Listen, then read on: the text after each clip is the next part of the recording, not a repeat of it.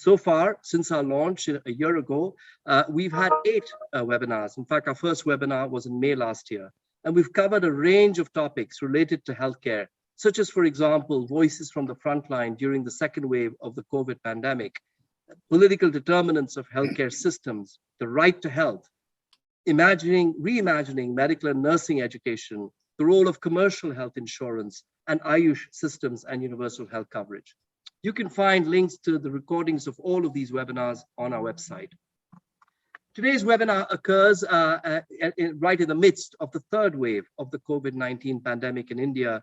And the focus of the webinar is really thinking about lessons from the last 2 years and to guide the planning for the short and long-term actions needed to address the ongoing pandemic and potentially future waves as well. Our esteemed panelists are an amazing group, and you'll be introduced to them in a moment, and they cover a wide range of topics related to the pandemic, from India's vaccine policy, the need for reliable data to understand the true impact of COVID, how it has impacted the care of other health conditions such as tuberculosis, and the role of technology and genomic sequencing. As I end, I wanted to just request each of you, first of all, to thank each of you for joining this webinar, but to also request you to complete the short survey at the end. Please do fill it out, because we are guided heavily by your thoughts and suggestions, not only about the way we run these webinars, but extremely importantly, if you have any suggestions for future webinar topics. Finally, you can also sign up to receive our newsletter, which is full of information about universal health coverage and related subjects, but also includes alerts for future webinars and events. Some webinars that we are hoping to organize in the near future include a discussion on the imminent budget allocation for healthcare, the role of technology in healthcare, and the impact of climate change on healthcare in India. So it only remains now for me to introduce you to our moderator, who will now manage the rest of the event, Vidya Krishnan. Thank you so much for agreeing to moderate this webinar. Vidya is a health and science reporter based in India and was recently a Nieman Fellow in journalism at Harvard University. She writes for the Caravan magazine and The Atlantic, and her very first book, Phantom Plague, about drug-resistant TB, will be released next week. Over to you, Vidya. Thank you, Professor Patel. Good evening to everyone here in India, and good morning to those joining us from Boston.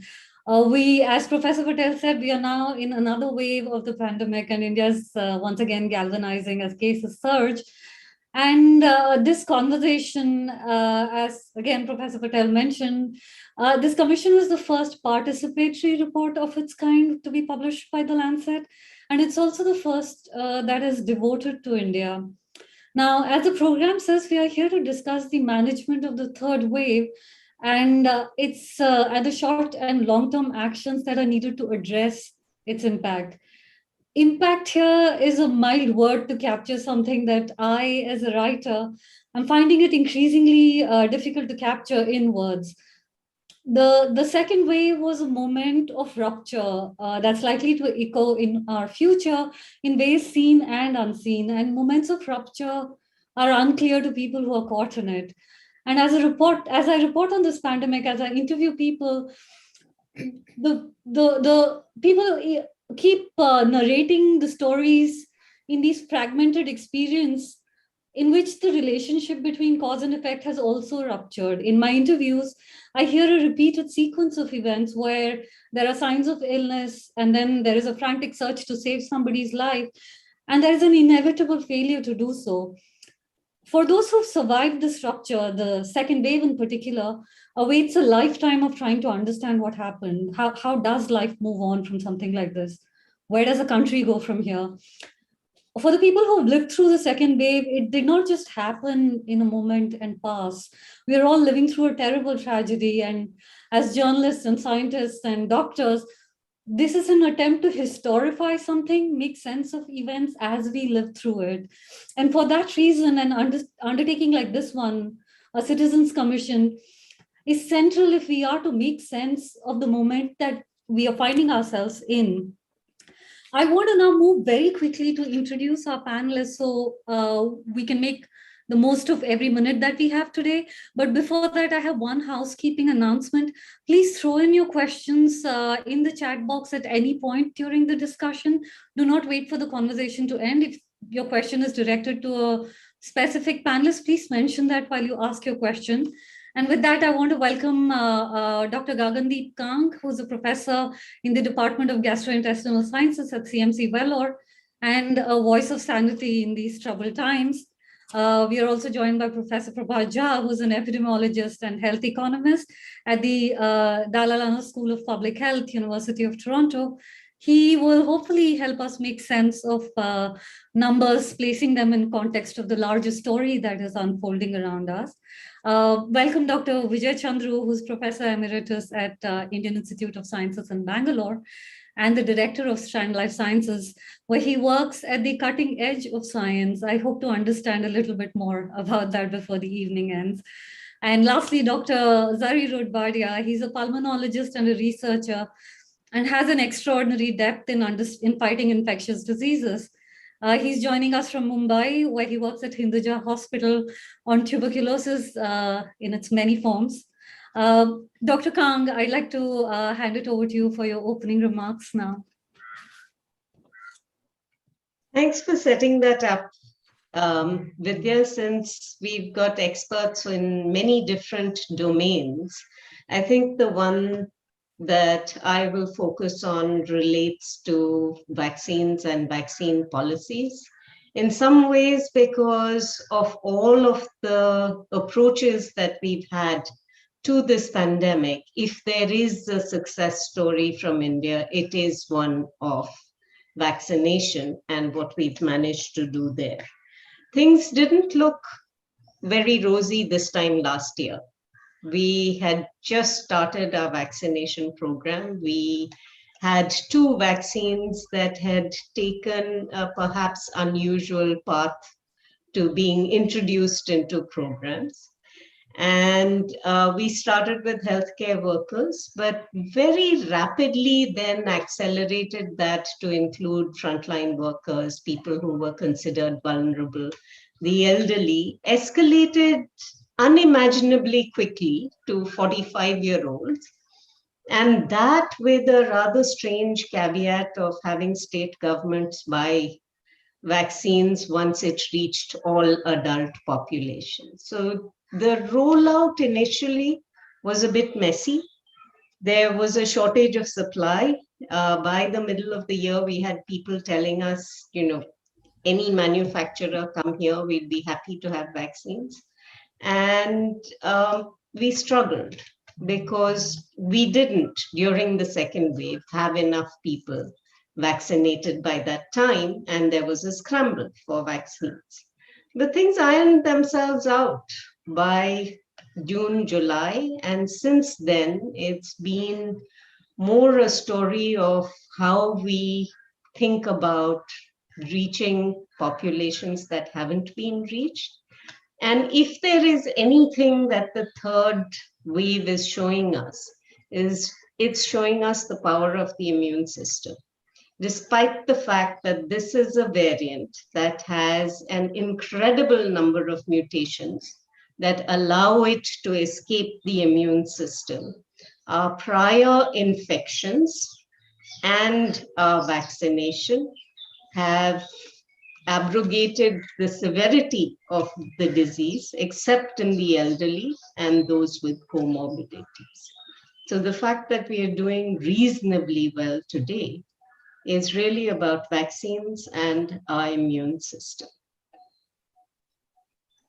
Thank you, Dr. Kang.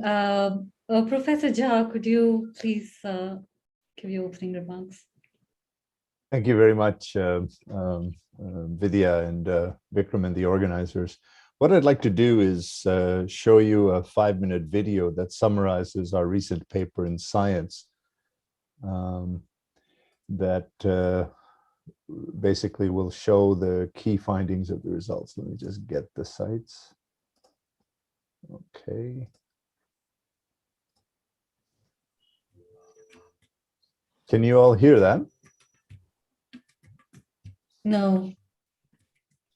We can see the We can see it, but we can't hear it.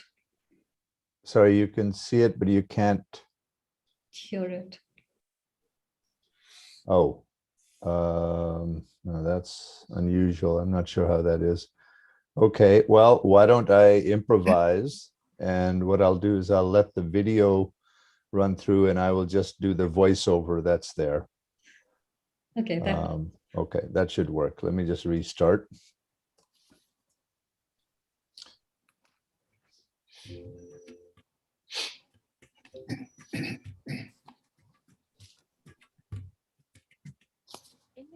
So India's officially reported death rates of COVID-19 are far lower than they officially reported in the US.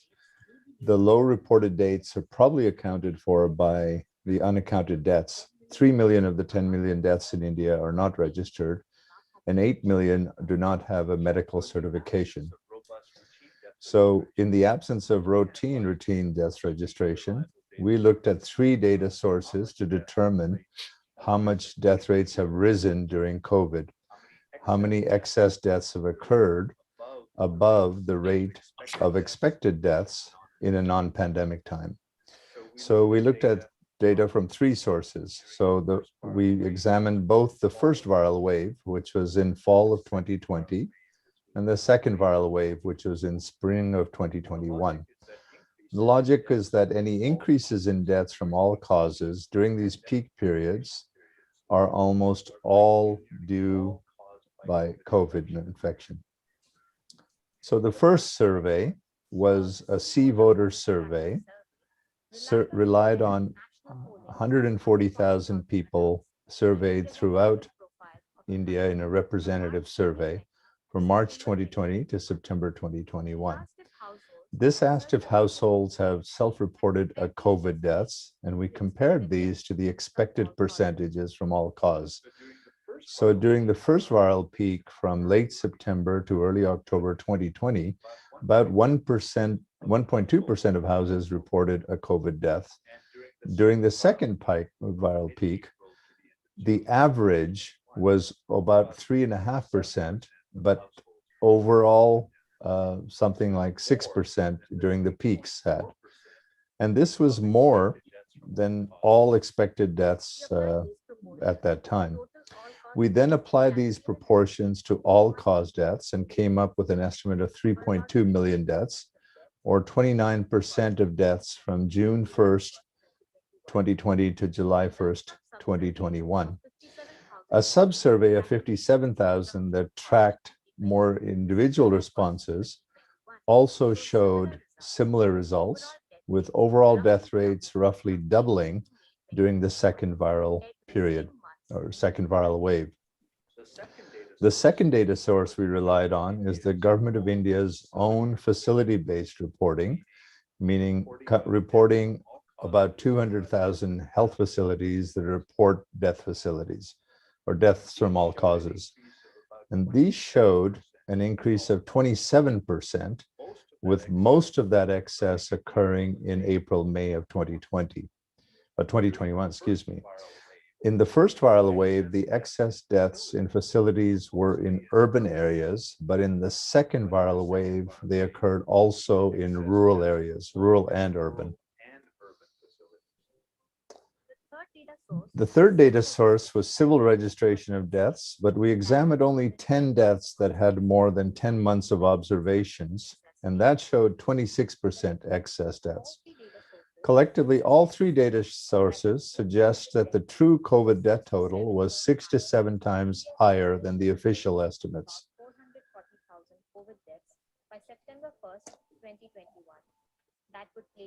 So that places India's COVID death rates in line of what you see in Brazil or Colombia, where death registration is far more complete. So going forward, the Indian government could produce more direct evidence by 2 steps. One is to restart the sample registration system, which is a 1% random sample of the population. But given how important COVID is, a simple solution also is to add to the 2020 census question on death certificate on houses having any death in the 2020 or 2021 timeframes, and if a death has occurred, the age, sex, and death. In conclusion, our study, using 3 independent data sources, finds that between 29 to 26%, or about 3 million deaths occurred from COVID. Most of those occurred in 2021. Thank you, Professor Jha. Dr. Chandru, over to you. Right. So that's a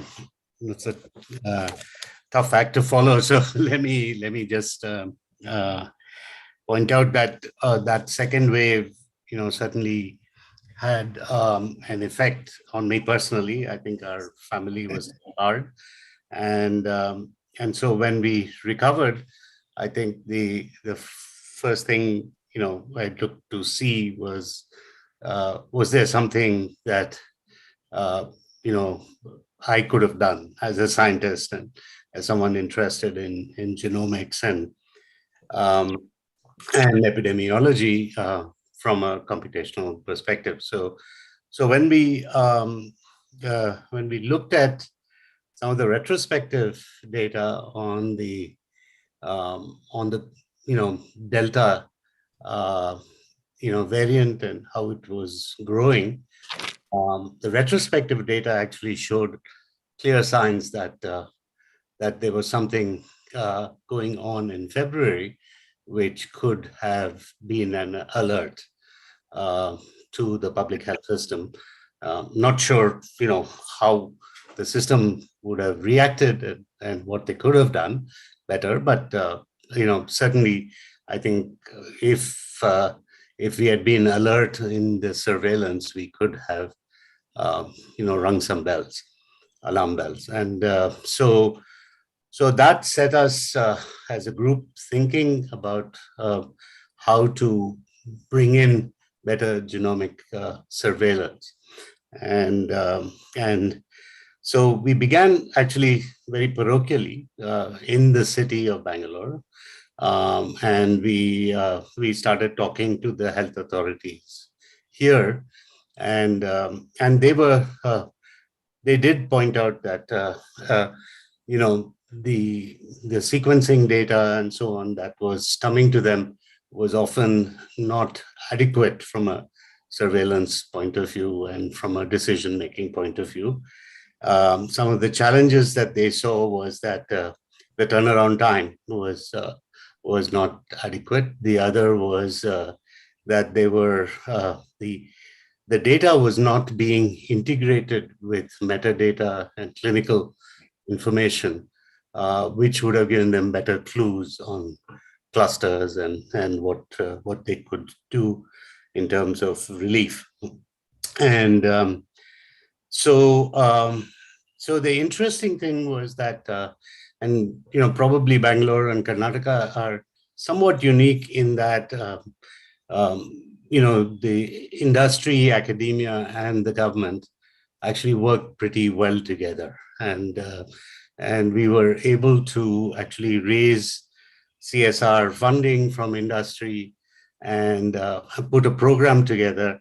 And between July and now, we've been able to build capacity to be able to monitor about 11% of all positive cases in the city and provide this information through dashboards and so on to the city authorities. A lot of this is not known also because much of this data doesn't get published in the global data sources and so on, but it is being used locally. And I thought that with this third wave, there was at least a few ways in which we were able to bring in some value to the health authorities.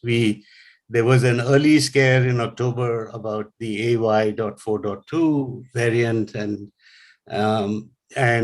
we were able to inform the authorities that that was not really a problem in the state, in the city particularly, and And then later, when there were little outbreaks in clusters of schools and colleges and so on, we were again able to identify that this was happening internally and not because of external sort of impact. So again, it indicated to the authorities that if they came in with some sorts of controls on behavior, this could be contained. And so that was a helpful intervention, I think. And the third was, of course, we caught the Omicron as soon as it appeared in the country, and Bangalore was the first to sort of call out the Omicron. And the neat thing is this whole thing has been done as a public-private partnership between companies, CSR funding, the INSACOG players, and the public institutions. So genomic surveillance, I think, has actually now come to a point where it is, we can be prepared for future pandemics in a much better way. I mean, when the whole thing started out, of course, as you know, NIV was the only place that was sequencing. Then the consortium came together, and now we have about 38 institutions involved. And even a city like Bangalore has about 5 centers that are sequencing. And so from that perspective, I think we've done well. And as I think Gagandeep mentioned, I think by and large, the whole challenge of the growing infection rates and so on have been handled reasonably well within the health system in the city, for sure. I think today we have a sense that we have passed the peak in Bangalore. I think roughly around, at least, the numbers and the modeling indicated that around the 23rd or so of the month, we had passed the peak for the city. The state is still showing signs of infection growing, and so I think the epidemiologists, the computational modeling folks from Indian Statistical Institute and the Indian Institute of Science have been advising the government very closely, and this sequencing has also given support. So I think at least I think there was a wake-up call. I think that the second wave had sent out, and I think at least the scientific community has done better in the last 6-7 months. So. Thank you, Dr. Chandru, for that. There is some good news in what you said after Professor Jha's very grim and sobering presentation. Dr. Vijay, it's so nice to see you. Could you please bring us up to speed? What is happening with TB and COVID? Vidya, after decades of treating tuberculosis in all its different avatars, MDR, XDR included, of course, I never thought I would encounter a more deadly airborne disease than tuberculosis. But then along came COVID and changed all that. So the impact, the interactions, the synergies of these two airborne diseases, one as old as civilization itself, tuberculosis, and the other as recent as 2 years ago, the impacts are going to be profound. What we do know for sure is that the lockdown, and I have to say that this was the harshest and in many ways the most unkind lockdown in history anywhere in the world, had a devastating effect on TB control in our country. Our TB patients were completely stranded. They could not leave their houses. They could not reach healthcare. They just dropped off the radar. And you know as well as I do that no disease is more demanding in terms of complete compliance, regular follow-ups, regular visits than this one disease. So when they did manage to find their way to a TB clinic, for example, they found they were turned away because healthcare staff had been diverted from TB to COVID. Even the TB diagnostic machines, the gene experts were purloined, so to speak, because they had been pressed into service for TB diagnostics. They work on the Common Gene Expert platform. So as a consequence, we saw TB notification rates plummet in 2020. Treatment completion rates fell, and we're talking of 9 months treatment, 6 months to 9 months for simple TB, and 2 years for MDR and XDR TB. Millions fewer infants in our country received their BCG vaccine. We published in the CDC journal that in that 2020 period, only 2/3 of our patients actually reached their OPD. Less than about 1/3 actually. 2/3 did not reach TB OPDs and TB inpatients. And that was in a big private hospital, which drains a different strata of patients. In fact, WHO estimates that the impacts will be felt in the years to come, and we will be seeing an additional 6 million TB cases at least, and struggling to cope with 1.4 million additional TB deaths.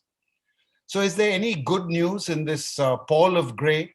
Well, I like to dream, and I wonder what would happen if we leveraged the crises, the two crises, because TB has always been a crisis, to be honest, and our healthcare system was floundering well before COVID even hit us.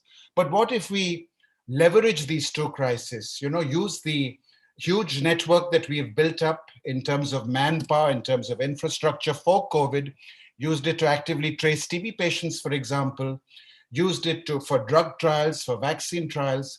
I mean, isn't it an injustice that we could come up with a COVID vaccine in less than a year, and we are 101 years and counting to get a replacement for our Stone Age BCG vaccine? The only two bits of good news I can also give you is that we destigmatized masks in a sense, which is very good for my TB patients who were always looked at, with suspicion when they entered a general clinic with masks on. And maybe TB transmission in the community was less because people were just scared to go out. So all these modeling exercises are underway, but I think only time will tell us in a couple of years what the true impact of these two dreadful respiratory pathogens, one superimposed on the other, will be. Thank you, Dr. Advarya, for setting. We now know all various aspects of this conversation. I want to start with Professor Jha. I read the study that you shared, and I do want to get you to react to the government's response to the study. There was a report that the government of India has called your study, and I quote, fallacious, ill-informed, and mischievous. And I was wondering, I wanted to get your reaction to it, but I also would like for you to address a larger question behind this. How do you get to this idea of justice or truth without counting how many of our people died? Well, I appreciate the government's euphemistic response, first of all. So I think all governments are afraid of numbers when it embarrasses them. So to put India in context, the Russian government is still very much hiding perhaps about 2/3 of the deaths that have occurred in Russia. So the issue is, of course, you will have disagreements on the numbers. And we do admit in our paper that our methodologies are indirect and subject to biases. But if you take our study plus the 6 earlier studies that were published nationally, including by Arvind Subramaniam, and the 4 regional studies, they all point to this consistency of something like 3 million excess deaths occurring in India. So the totality of the science, I think, is not wrong, even though each study will have its limitations. The question you raised is really an important one. Why do the dead matter? Well, they are certainly relevant for achieving some sense of closure. And interestingly, you see in the claims that have been made for the compensation, so far, there was a headline that the compensation claims are far, far in excess. And these are supposed to be confirmed deaths, meaning they had microbiologic confirmation. They're far, far in excess of the government's official numbers. But the important thing is, well, the counting the dead is important to help the living. That if these data were captured and were continuing to be captured routinely, then some sense of, for example, as we all suspect and hope that the Omicron variant wave is mild or milder, is that actually true? Well, by finding underdiagnosed or undiagnosed rural deaths, would be able to confirm that. Is the program achieving success in terms of reducing deaths? So for all those reasons, I think it's important to place the context and the importance of counting the dead in a forward way. And I really do think the single thing that India could show leadership on would be to put a question on the 2022 census. It's a one-line question. Was there a death in this house in 2020 or 2021? And if so, the age, sex, and date. And then you'd have a direct accounting of all the deaths that occurred. And it takes an anonymous event and certainly makes it real. Yeah, thank you for that. I will come back to you on the question of census because that also looks like it's going to be postponed. I do want to get to Dr. Kang. Professor Patel has asked a question and I have some things that ties into that as well. You recently did a Twitter thread on prescription of monoclonal antibodies by private doctors, and it was a long thread, and you said that there was indiscriminate prescription and the COVID treatment has been all over the place. And you said it was unethical, immoral, and unscientific. And Professor Patel is asking something similar. How do you make sense of the mismatch between international guidelines and the national guidelines on COVID treatment in the private sector, but also we have border sciences and then pseudosciences, and I wonder how do you make sense of that? Well, this is not new. Monoclonal antibodies is actually, you could be generous and attribute it to people not keeping up with the literature. But if we look back at the start of the pandemic, if we look back at the second wave, India is well known for its polypharmacy.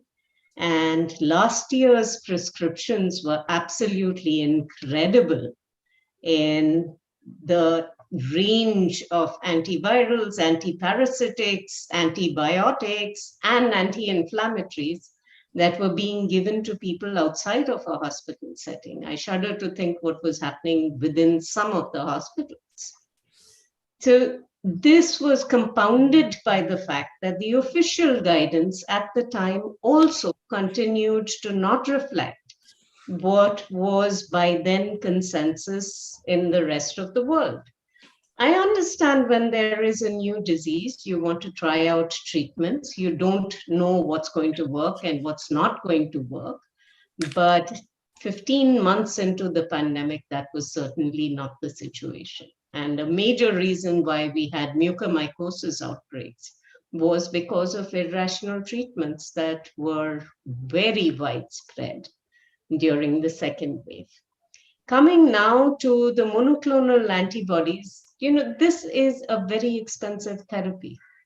It is one that is out of reach for the bulk of our country. We already are in a situation where the bulk of expenditure is out of pocket. I know that many governments state that if you're diagnosed with COVID, the government will look after all of your expenses, but all care is not happening within government. And what is happening within the private sector reflects the practice that we've seen in the past, that patients are told, oh, just in case, this is very important treatment. You've tested positive. You may or may not have a comorbidity or be elderly, so with or without risk factors. Just in case, take this treatment. We'll admit you for a day. We'll give you an IV infusion, and the likelihood is that it will prevent your progression to severe disease. Well, the fact is, in most cases, these people are not going to progress to severe disease. But you can claim success when that happens. And for me, at least, in the kind of situation where people are already worried, already relying on doctors to give them advice that is in their best interest. This to me is unethical. I've already said that for Omicron, it's clearly unscientific because we only have one antibody cocktail in the country, and it's not the monoclonal antibody that works. We don't have the GSK monoclonal. So you cannot claim in India that a monoclonal would help at a time when Omicron is over 90%. Would this, just for my clarity, I don't know how the medical structure here works. So ICMR will have to update the treatment protocol, or so treatment protocols in themselves are a new thing where they apply to, so for tuberculosis, for example, WHO and the TB program will give you guidance on what needs to be used. So that's programmatic guidance that is given. For most other infectious diseases, not including HIV, TB, and malaria, the bulk of treatment is what you decide it should be. And even for HIV, TB, and malaria, the guidance does not come from AIMS and the Indian Council of Medical Research. It actually comes from the programs themselves. So we are in a very unique situation with SARS-CoV-2, where the guidance has been put out by one medical college and one committee. Yeah, thank you for the context there. Dr. Chandru, I'm going to come to you now. I was hoping to get some clarity about, you've spoken earlier about at a different platform where you said, spoke about the importance of sharing intellectual creativity. And I was wondering what you make of the government's reluctance in letting the private sector lighten the load when it comes to INSACOG lab. There is the complete lack of data sharing. And I was wondering, one, if you could explain how it slows the programs down, and what is the ideal situation here? Yeah. So I think it is unfortunate that that we haven't had a better collaboration between the private and the public centers for sequencing. Even with testing, it took some doing to open it up.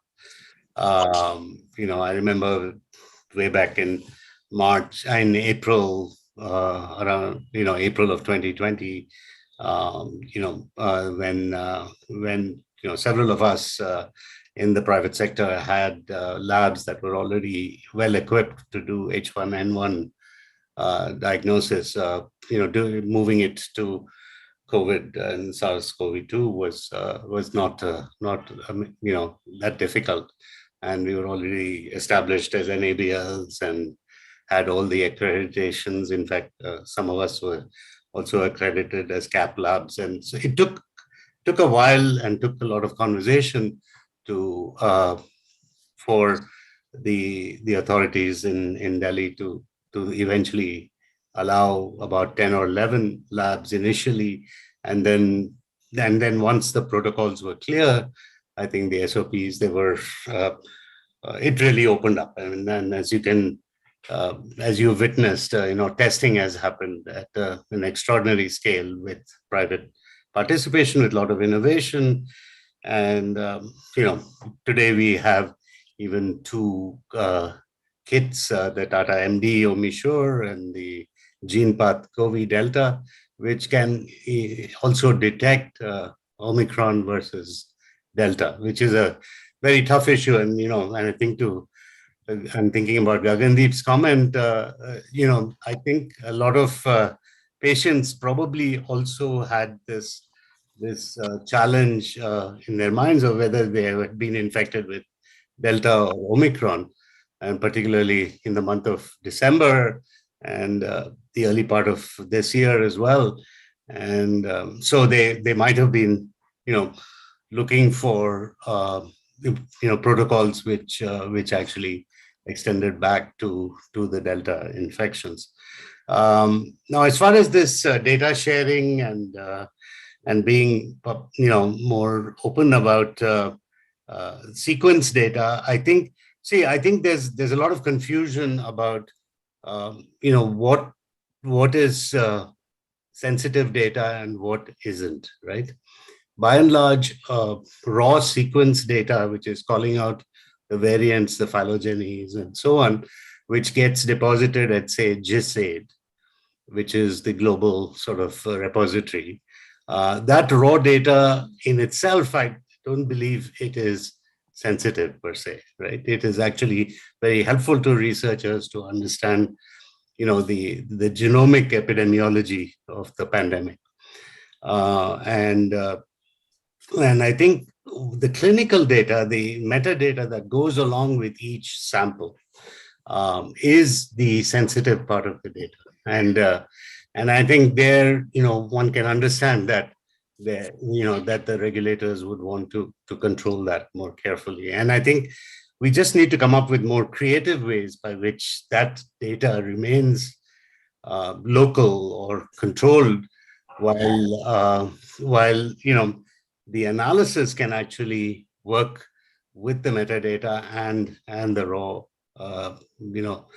sequence data. And this requires some engineering of data systems into what are called federated systems with confidential compute and so on. These are all possible. And I think these are some of the lessons being learned. And it's not just India. I think these conversations I've had with the World Economic Forum, with the Rockefeller Foundation, I think everybody is trying to grapple with how to make all of this possible.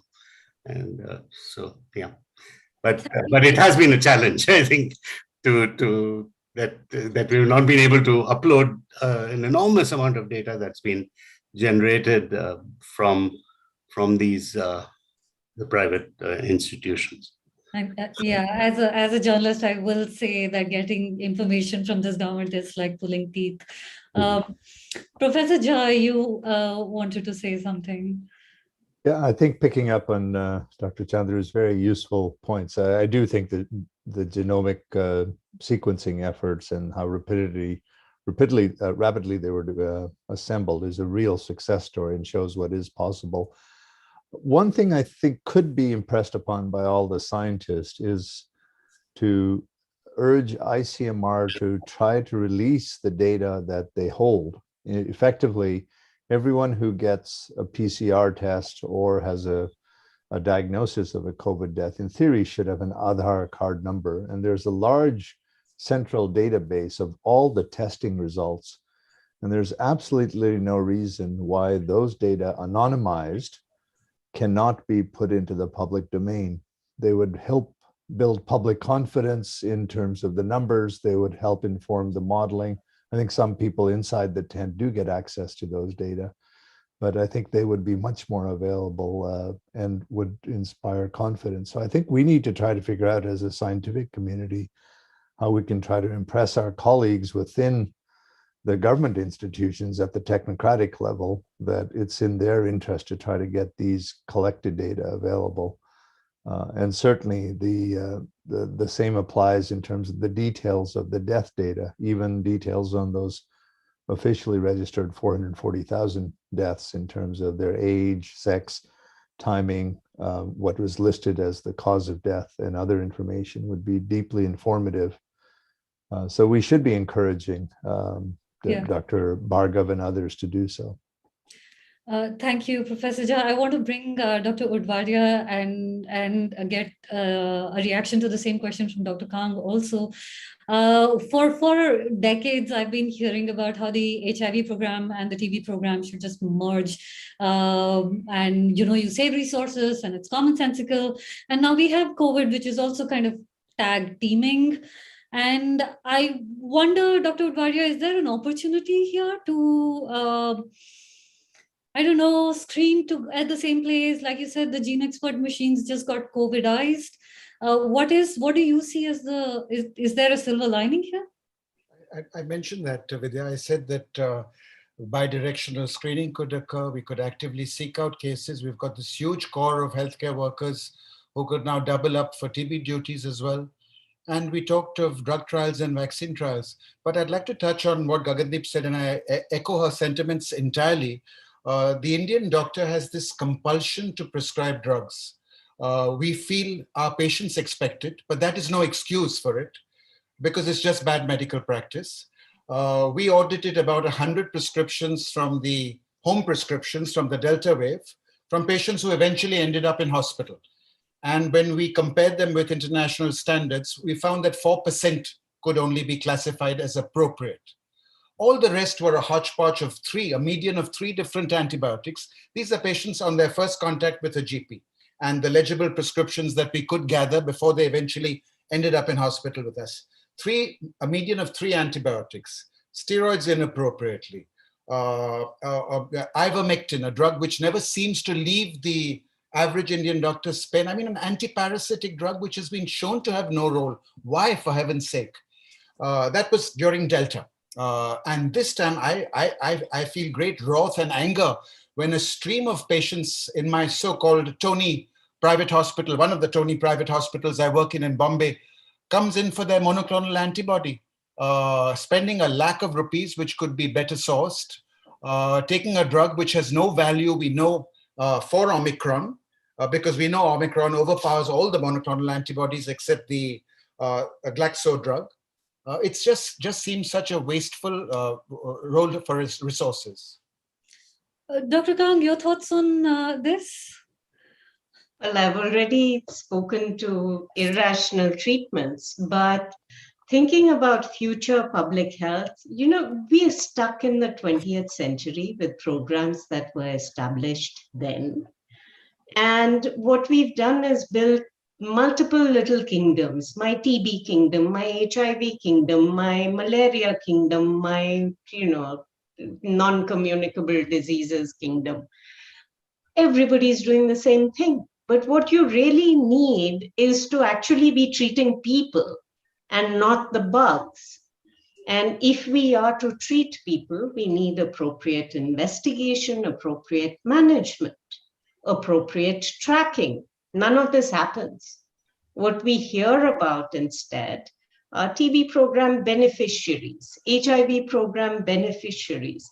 If the same person has both, in the case of HIV, TB, you know that it happens.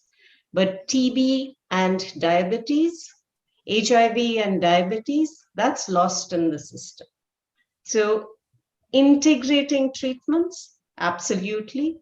But that requires transforming our architecture from vertical programs to more distributed programs that actually measure health outcomes by the individual and not just the disease.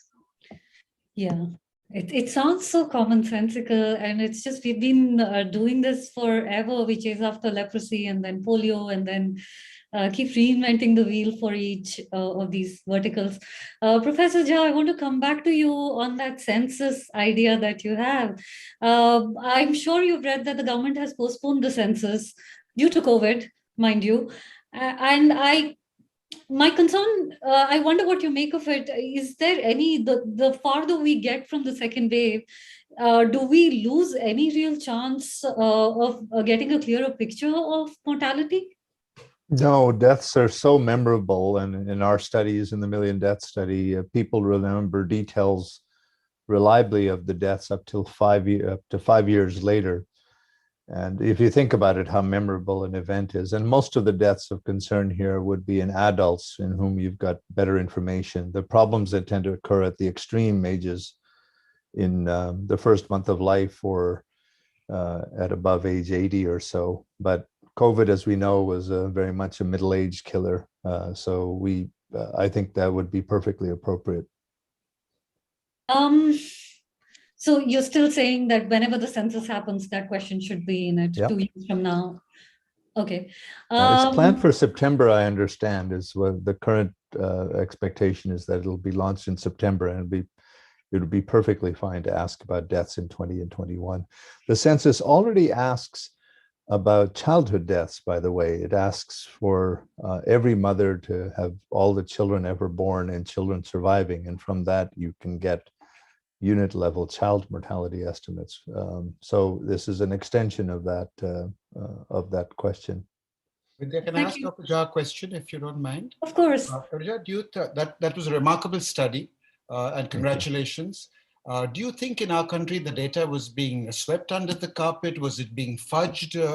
Are we underreporting on purpose? Is it just inadvertent? What was your explanation? I mean, The Economist said that globally this was a phenomenon. I think it was a gross underreporting all over the world. But what do you think was the reason for this problem here in our country?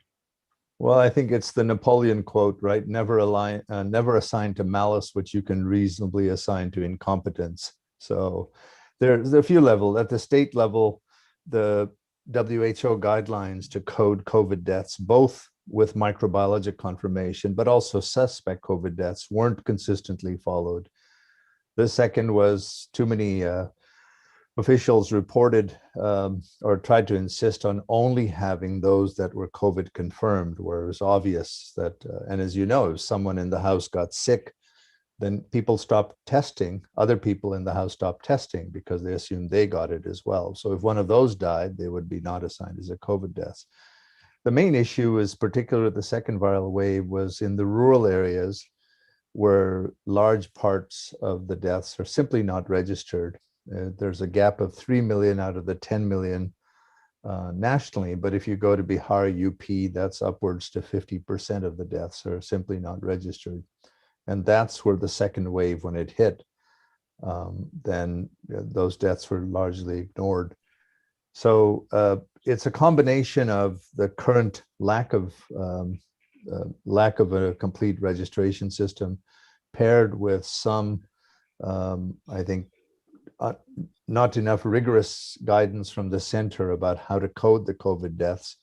I don't think there was active political interference as such. You hear these stories, but I think the politicians were so busy not to, worried about the death counts. But it reminds me of TB data, where in the past, different states almost competed to show that they were having a good performance, so to speak, and underreported their cases, overinflated their treatment success rates. Sadly, let's be honest, data in this country is often fudged. It is, and I think there's a bit in the chat about what's the solution for this. And I do think a longer term solution would be to try to get statistical independence. In the same way, most economists now have said the monetary policy should be independent of politicians.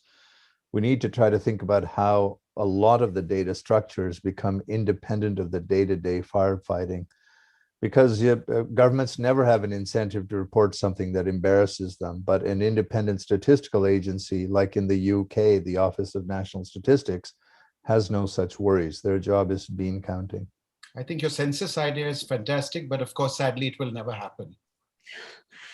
Well, never say never. Let's all push. Let's see. There are a few elections before that, so let's see what happens. We have a question from Professor Cash, who's saying, this is for any of the panelists who want to jump in. Professor Cash says, pandemics do not recognize national borders. Given that India has borders with 6 countries, what activities or programs are being done or should be done to share information and coordinate activities to reduce regional spread? This looks like it's Dr. Kang's wheelhouse.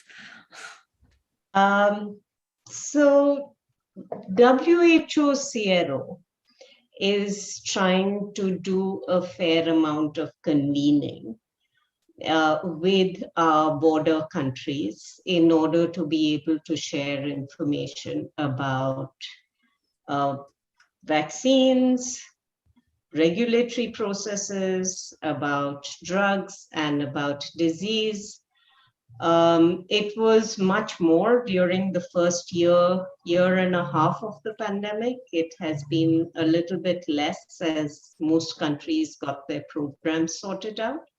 But there was some cross-learning during that time. Bhutan was one of the first countries to do mix and match schedules because they couldn't get the second dose of the same vaccine. And they've actually been tracking their data quite nicely. And that's something that we can certainly learn from. But we have to be willing to hear. I think governments are too short-sighted to realize that it is in their own national interest to vaccinate their neighbors just as well as they vaccinate their own populations. But of course, that doesn't bring them votes or kudos.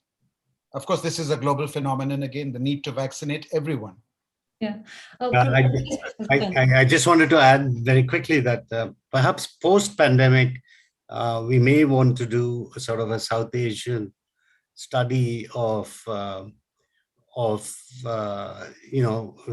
predisposition to SARI and some of the biomarkers that may have actually caused severe disease because of certain genetic factors, biomarkers of various kinds. There's been, extensive studies that have come out of UK, which actually indicate a few such biomarkers of interest. And because of these things, genetic studies tend to have ethnicity as an important factor. It may be very good to do it as a kind of a SARC initiative. I also do have a follow-up question for you, because you initially spoke about how we started with, at the beginning of this pandemic, we only had the NIV, and from there we've made a lot of progress. I was wondering if you could react to the news, I think last week, about 5 of the Intercog labs being shut because of funding shortages. And before that, there were shortages in trying to procure reagents for these labs. So how do you look at that? Yeah. No, I think right. So from the reports, of course, we did hear about challenges that some of the centers were having. There was a shortage of kits, and we experienced it as well in Bangalore. But I think we were actually remarkably successful in raising CSR funding from corporates and from COVID relief groups and so on, to be able to fund a lot of this work. So essentially about sequencing about 12,000 samples has been funded purely from CSR funding. We haven't had to ask the government to pay for any of it. So that there is that opportunity, I think, for labs to have taken that route. I think they didn't probably were, and disbursements from the ministries, I think, was a bit of a challenge, but also just shortages of kits, because we are still in genomics. We still have some challenges that there are monopolies, and there are getting kits and reagents and so on is very controlled. And, like it was early with the testing as well. I remember making calls to headquarters in Boston and so on to be able to get kits to get the testing going. So, Dr. Kang. Well, this is a segue from your question, but it is about pathogen genomics. So one is, I think it's important to recognize that many of the INSACOG labs are located in laboratories that don't do public health surveillance. They're doing genomic surveillance. They might have done sequencing a bit here and there, but pathogen genomics is not a field in India, and we need to build it. I think this is, the fact that there is a network is a good thing, and perhaps we can use this and actually build out good pathogen genomics across a range of pathogens. There was a small TB program, which was actually the largest sequencing program for any disease before SARS-CoV-2. But there hasn't been much else. Now, should it be in the laboratories that sits that it is in now. Most of those are basic science labs, and those scientists are doing it now, but it's not their core passion. Public health is not their core passion. So what we need to think about is, if we want to build pathogen genomics for the future, how do we create it? But even if it winds up being only in the public sector, I think we should try to do it right. And that means sustainable funding, etc. Now, in Africa, there's actually a pathogen genomics initiative. It has attracted a lot of funding from a lot of different sources and is doing really well. They got started before us. They're doing better than us in general. There's just been established at the National University of Singapore, an Asian pathogen genomics initiative, where the idea is to see whether we can actually build platforms where people will share protocols and data. We'll have to see how this experiment works out. It makes me wonder, what is then the role of, don't we have something like the NCDC, which is supposed to do that? Or am I getting that entirely wrong? Because you're talking about public health surveillance, and NCDC sounds like the place where that goes in, or am I not understanding this? So ideally, it should be NCDC that does pathogen genomic surveillance, or NCDC should have centers of excellence that it partners with, where it can send samples for this. Now, in the grand plan, I believe that this is intended to happen, and I hope that it will. But we also have to recognize that for a lot of pathogens, just looking at the government sector is not going to be sufficient. Thank you for that. We have a bunch of questions in the chat. We have a question from Dr. Sujata, who's in the audience. She's asking, are we seeing the end of the pandemic? So who wants to take that one? Let me, as a clinician, jump in here. I can make out from the number of patients I need to see every day and the number of admissions that come in under me in 3 different private hospitals. And I can say that for the first time, we can breathe a sigh of relief. The numbers coming in are much less. There is no doubt that although this is a much, much more infectious variant, it is much milder clinically. And I don't think any of us can dispute that. Very few patients require oxygen, very few require ventilation. Having said that, I have a young doctor who's on ECMO with proven Omicron. So the one thing that this disease has taught me is to be humble and to admit how much I don't know. But I'm seeing a clear trend in a reduction in the number of patients under me. And that's all I can say as a clinician. So I do think that we are, and in South Africa too, the wave peaked very fast and receded equally fast. So I'm hoping that we are on a downward trend, but you clever modelers here would perhaps know better. Are we seeing? Yes, Dr. Yeah, Chandru. yeah. Just to point out that the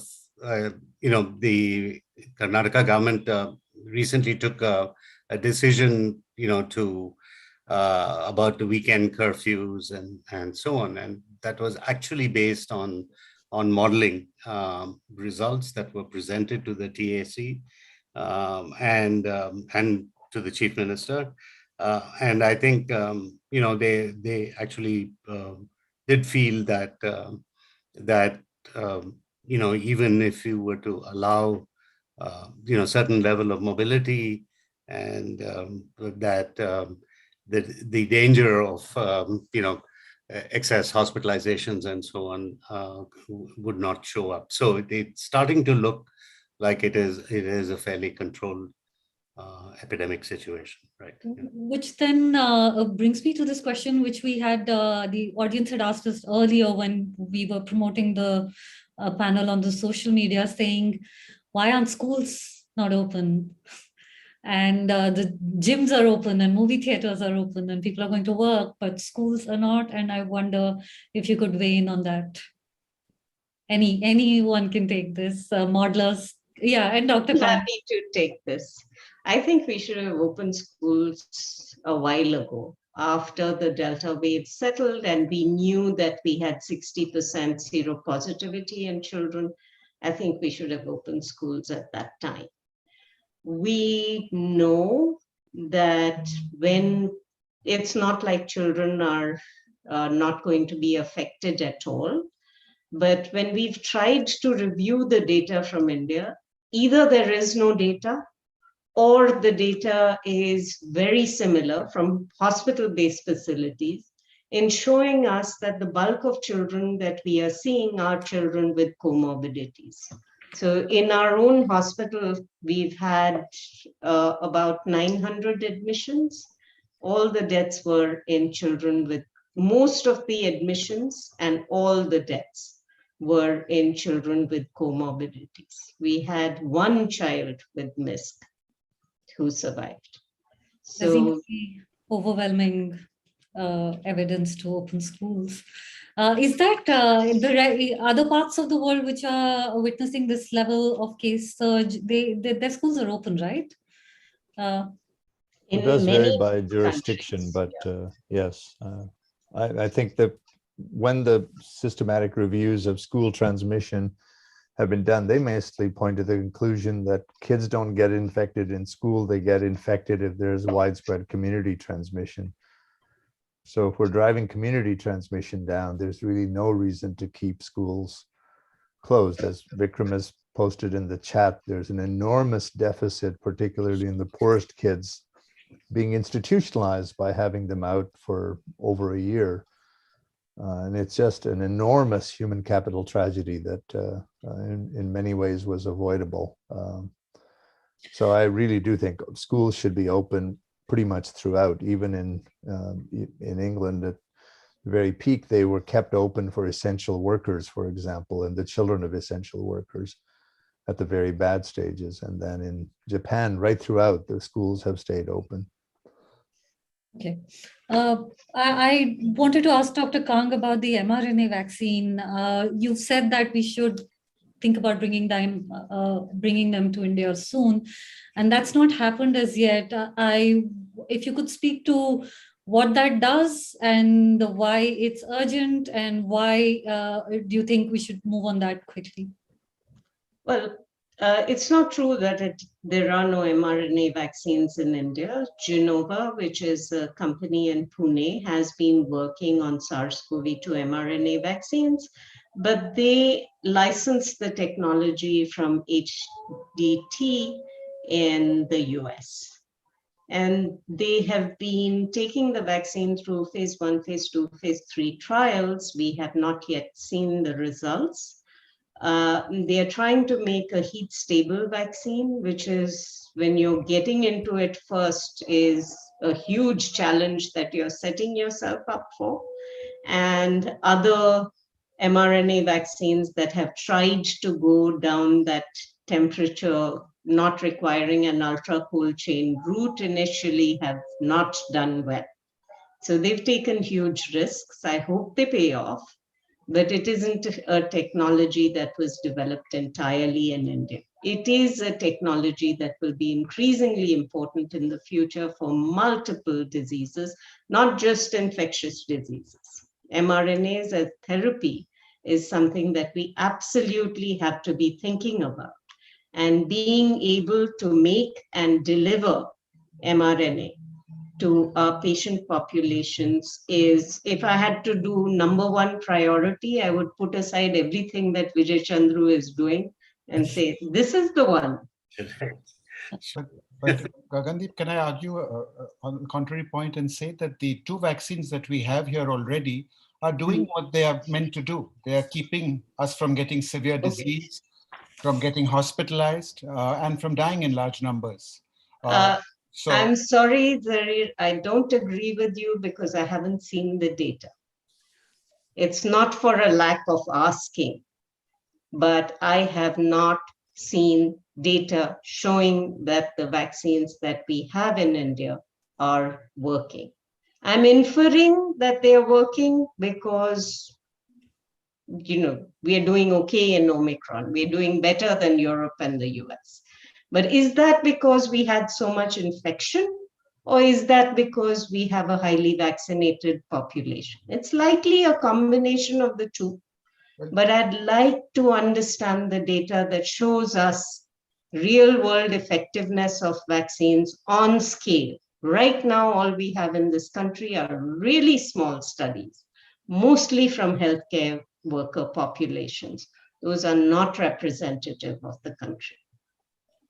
I do want all of you, but specifically Dr. Kang again, to talk about this complete lack of transparency when it comes to all sorts of data, not just mortality, migrant deaths during lockdown was also an issue. And I wonder how when scientists fly blind in the middle of a pandemic like this, are we looking at more waves because of the fact that our scientists are just flying blind? Or because I see what you said is inferring, and how long can you infer your way out of a pandemic? So the other way of turning that around is saying, where would we have done better if we had had data? You know, did we have data? And could we have taken action on that data? If you look at the first wave, we locked down before there was data. It was the precautionary principle. It delayed the first wave.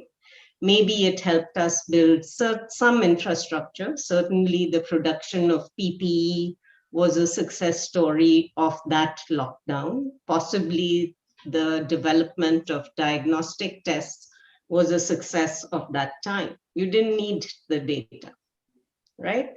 The second wave, I remember arguing with people in March and saying this has to be a new variant. And nobody was willing to admit that it was a new variant. Was it going to be as dangerous as it turned out to be? Could we have picked up on that earlier? Could we have prevented mortality? Could we have prepared better, had more oxygen, been able to manage people better? Yes, that potentially was a situation where we could have done better. After that, you've had cases, you've had deaths. The fact that they are a little bit here and there, you know, ultimately, I think the devastation of the second wave got us to where we are here today. The vaccination, good story, with some questions about some of that data, but the combination of infection and vaccination has put us in a situation where I think we are very lucky as a country. Thank you for that. I have another question in the chat box open to any panelists.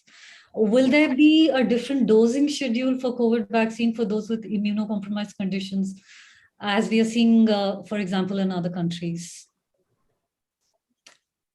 Who wants to? I think this is also for Dr. Kang. I think there should be. So I think one of the things that's really important to understand is that ordinarily when we develop vaccines, we spend a lot of time doing phase 2 trials where you can look at dosing schedules, what is the content of those doses, what is the timing or the interval between the doses, the number of doses that need to be given to different populations. Now that can be done as phase 2 studies, it can be done as phase 4 studies. We didn't do it in phase 2.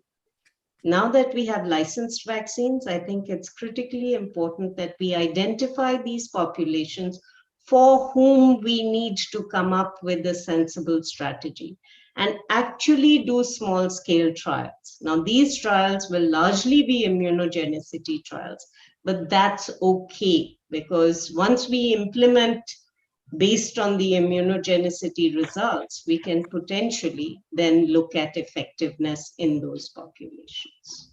Dr. Radia, as a clinician, I'd like to say that this population, the immunocompromised, is one that would ideally benefit from a third and even possibly a fourth dose. And since we're talking about boosters here, what really gets my goat again, everything seems to, but this really does, when we call it precautionary dose, that logic escapes my simple mind. Call it a third dose, call it a booster, but for God's sake, don't call it precautionary. I'm going to have you elaborate on that, because incidentally, we do have a question in the chat box saying, is the booster dose only a psychological relief? No, it's not. We know from studies from Omicron now that that booster dose does really help, and it's natural. Antibodies levels wane over time. That is expected. And though the booster is not perhaps as effective in protecting against Omicron as against previous variants, we do know that it is something that we should all be urging everyone who's listening in to take. Again, I feel the government was a bit slow in their rollout of boosters. Some of us have been pushing that 6 months perhaps would be the ideal period of time after which a booster should be given, especially when you seem to have vaccines in surplus. But we were a bit late off the mark. Despite that, as Gagandeep has said, we've come out really okay as far as Omicron goes in terms of mortality. Are you concerned by, for the first time in my reporting, I'm seeing this high level of vaccine hesitancy, paradoxically, even within medical health workforce. And I'm wondering, is that a long-term concern that all of you have about increasing vaccine hesitancy in India? It's a universal phenomenon, isn't it? It's not just in India. It doesn't correlate with your educational or social status necessarily. But it's across the developed world. I mean, France, USA, huge chunks of the population have not been and refused to be vaccinated. Professor Jha, do you want to weigh in on this about vaccine hesitancy increasing globally, but also in India? Nothing. I think it has been particularly a phenomenon that's been expanded by social media. And I think we've all seen the evidence that the more controversial the statement, the more likely it's to get tweets or Facebook followers, and that generates revenue for the companies. And this is a key element. We have extreme voices of that completely disbelieve the science that are being heard, and somehow the the mainstream media tend to treat this as a genuine debate between two sides, and there is really no such evidence.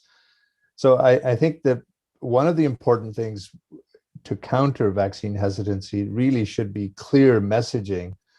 And I do believe that, at least in North America, the message to third doses somewhat muddled that. The unequivocal evidence from the randomized trials was that 2 doses protected against hospitalizations and deaths, and still do quite effectively.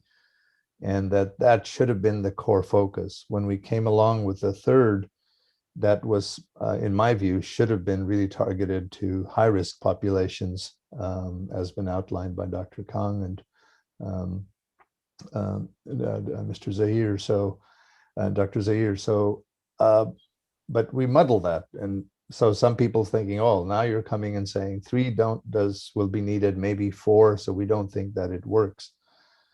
So it's a combination of our inability to communicate the messages clearly, and I think I believe there should be a class action suit against the social media companies for really encouraging such terrible things that are repeated on the web, that it's killing people, quite frankly. We are in the last 10 minutes of our panel discussion. I have a closing question for all panelists, but we already have had a bunch of questions about, is the pandemic ending? How many waves are we going to have? And everyone seems to have so much pandemic fatigue. If all of you could speak to, to me, it seems safe to assume that we're going to have more and more infectious disease outbreaks, either in smaller clusters that boomerang there for a bit and then ricochet out. And this conversation seems to be always framed in this, we need to build a pandemic resistant economy. And if you could speak to, do you see more infectious disease pandemic happening? And also, what's a pandemic resistant economy? Is that a correct frame of reference to start with? Or if not, what is? We could start with Dr. Chandru. Right. Sure. I think pandemic preparedness, as far as the genomics and the informatics approaches, there is, I think, an awareness and while I think Gagandeep pointed out some of the weaknesses in pathogen genomics, I think we've built some capacity now. And I believe, we can be far better prepared for these zoonotic infections that we could expect to come at regular intervals. I think the other aspect is, of course, the whole sort of One Health perspective in research, and I think I can see that there is some movement within the research communities to take that more seriously, and I believe we'll see some good centers of excellence come up in the next few years on that. And then finally, as I think Gagandeep pointed out, I think the nucleic technologies, I think the ability to rapidly develop mRNA and DNA therapeutics, I think would be the other factor. And Gagandeep, I know I am working with Sudhir, Krishna, and others on mRNA. So we certainly see the value in this, right? Yeah. So, right.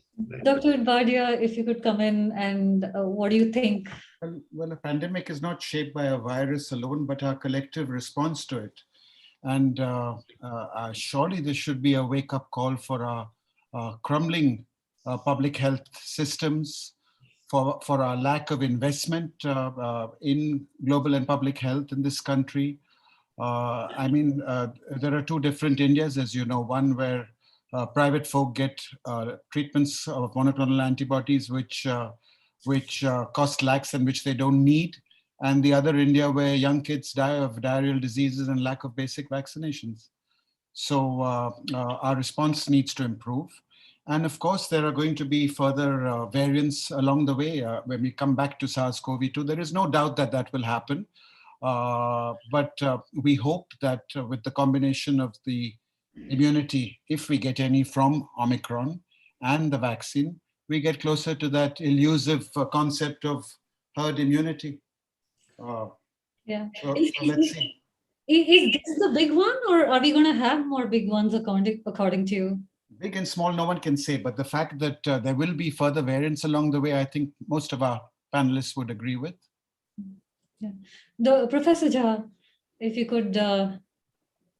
I think it's important to put COVID into context. So yes, at its peak, COVID killed about 40,000 people a week.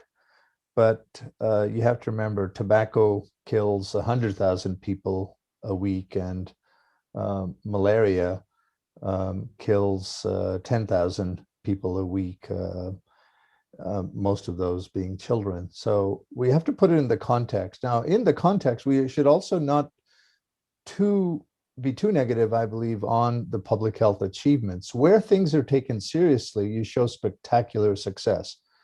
So for HIV/AIDS, Prasada Rao and Sujata Rao, who were with us, led a spectacular program that took the Indian projections of HIV from disaster to very much very effective control. Where child health has been taken seriously in India, India's got 1 million fewer child deaths than would have been expected. And more recently on malaria in Orissa, there's spectacular success. So what is needed is very much the work of the Commission, is to now congeal these into an effective healthcare system that does do treatment and prevention and palliation. And that is the best way to pandemic-proof an economy, is to have a rigorous, sustainable health system that is publicly financed. And this is the big question in India, is we've got to get off this romantic idea that the private sector financing is the future of healthcare in India. It's public financing. Yeah. Thank you. Dr. Kang, last words. I think the difference between a pandemic and diseases that we live with that over time have had more impact than the pandemic has, as Dr. Jha was describing, is the disruption and the scale of the disruption to society. So can we have a pandemic-resistant economy, a pandemic-resistant healthcare system? That level of resistance is incredible and unlikely to happen. Can we have better preparedness? Can we have resilience? Yes, absolutely we can. And it starts with better health systems. As Dr. Jha said, this is something where it has to be public sector investment. The private sector can support it in many ways, but ultimately the strategy has to be public sector. What are we looking for? We are looking for early signal detection. So all your surveillance activities.